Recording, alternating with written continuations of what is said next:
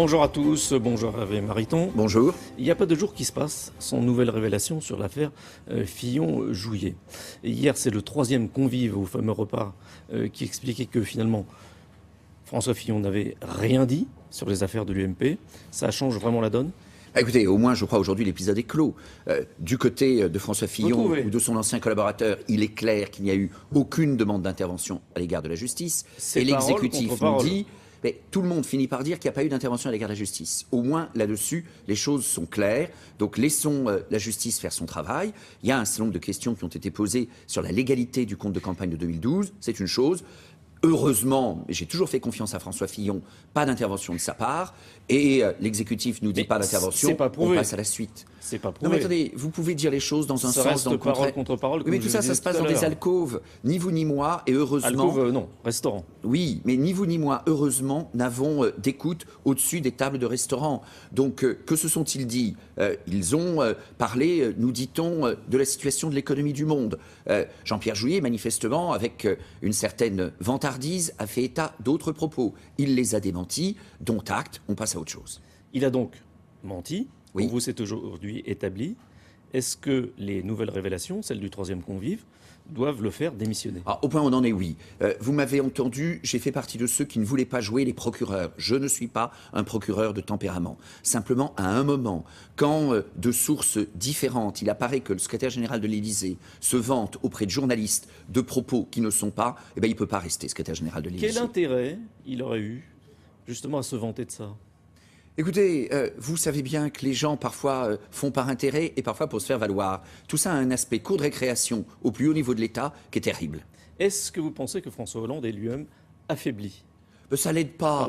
Attendez, ça n'aide pas François Hollande, ça n'aide pas Jean-Pierre Jouyet, ça n'aide pas François Fillon, ça n'aide pas la droite de manière générale, ça n'aide pas la politique. Moi, je suis candidat à la présidence de l'UMP pour redresser un parti, pour porter un projet, pas pour rester dans cette espèce de marigot insupportable. Vous ne croyez pas une intervention de François Hollande sur la justice? Écoutez, je dois être naïf, mais je fais partie de ceux qui considèrent qu'on a en France des institutions, qu'il y a une autorité judiciaire et que, quand bien même François Hollande serait intervenu, ça n'aurait eu aucune efficacité, parce que je pense que la justice, et j'espère, ne fonctionne pas de cette manière-là. Donc voilà, je pense que cet épisode, qui relève plus des pieds nickelés qu'autre chose, est clos. Il se déroule à un haut niveau de l'État, secrétaire général de l'Élysée. C'est assez pathétique, mais maintenant, il y a tant d'urgence en France. Il y a quand même une autre question.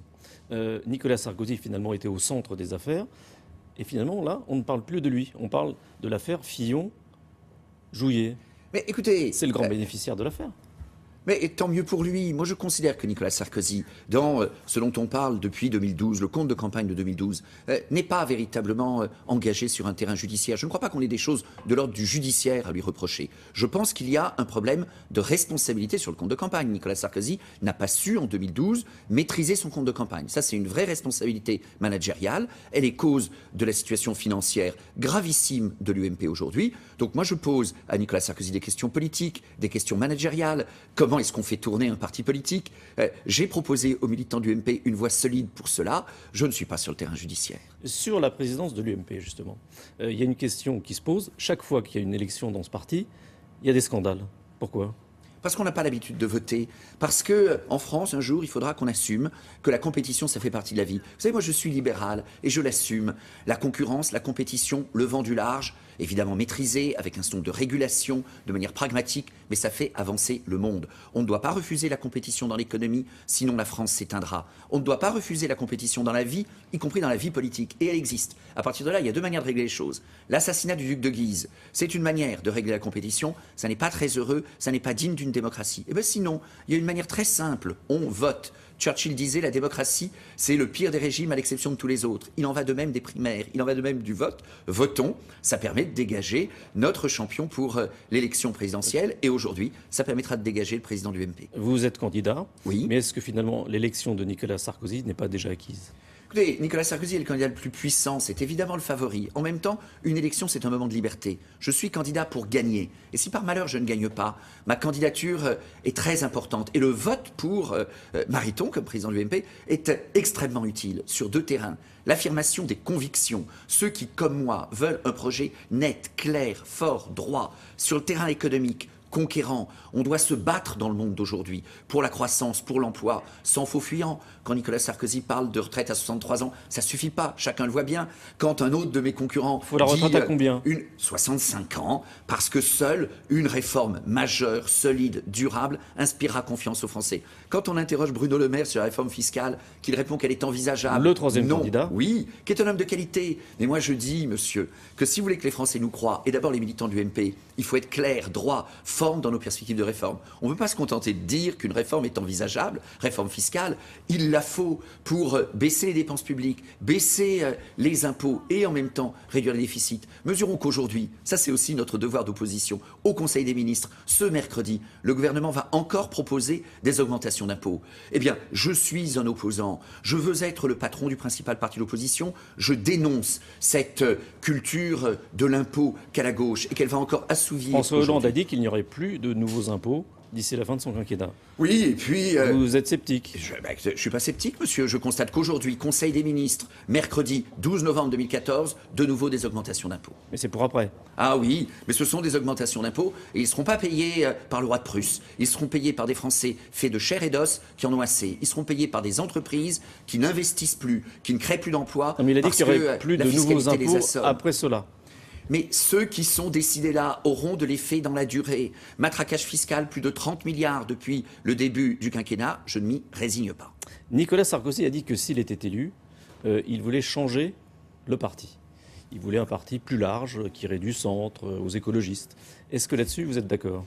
Les diagnostics de Nicolas Sarkozy sont faux. L'homme est de grande qualité, il a une énergie extraordinaire et je l'admire à bien des égards. Mais il nous dit qu'en France, il faut sauver la République. Il n'y a pas de République en danger en France. On a véritablement une économie en péril et il faut se battre pour cela. Et je pense que quand, dans les meetings à l'UMP, il parle de la République, tout le monde est d'accord. Et nous étions unis hier, le 11 novembre, à créer dans la Drôme, partout en France, pour la République. Et en même temps, le débat politique porte sur des enjeux beaucoup plus concrets. Ces enjeux concrets exigent d'avoir une vision claire. Mais est-ce qu'il faut changer? Non, non. On a de la mécanique à faire. Il faut assurément réparer, il y a beaucoup de boulot, le fonctionnement de l'UMP. Ça tombe bien, je suis ingénieur.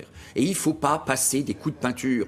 Personne ne sera dupe de cela. Changer de nom, mais ce n'est pas le sujet. Le sujet, c'est d'avoir un parti solide, avec des finances solides, un fonctionnement plus modeste, avec davantage de raison, de pudeur aussi quand il le faut, de politesse et de bienveillance entre nous.